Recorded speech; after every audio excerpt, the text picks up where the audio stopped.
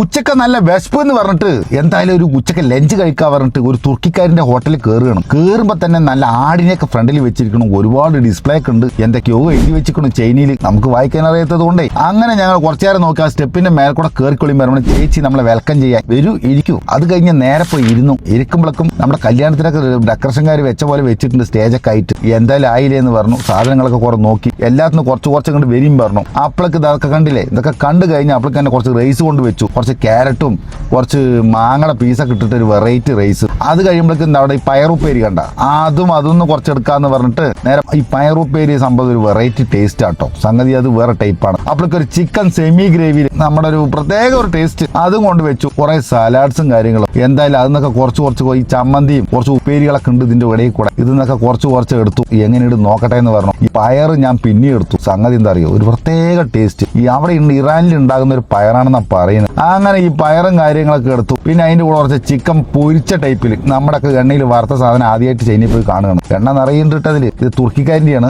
അപ്പോഴേക്ക് ഒരു റൊട്ടി, അതിന്റെ മേലെ കുറെ ബീഫൊക്കെ കട്ട് ചെയ്ത് കൊണ്ട് വെച്ചിരിക്കണം. എന്തായാലും കുറച്ച് അതിന് ക്യാരറ്റൊക്കെ നല്ല ചീവിയിട്ട് അപ്പോഴേക്ക് നമ്മുടെ ലെറ്റൂസും മറ്റുള്ള സാധനങ്ങളും കുറച്ച് ഉരുളക്കിഴങ്ങ് പൊരിച്ചതും. എന്തായാലും സംഗതി വെറൈറ്റി ഫുഡാട്ടോ. തുർക്കിക്കാരൻ്റെ പോയാലും ഇറാൻ്റെ പോയാലും ഒക്കെ വ്യത്യസ്തമായാണ്.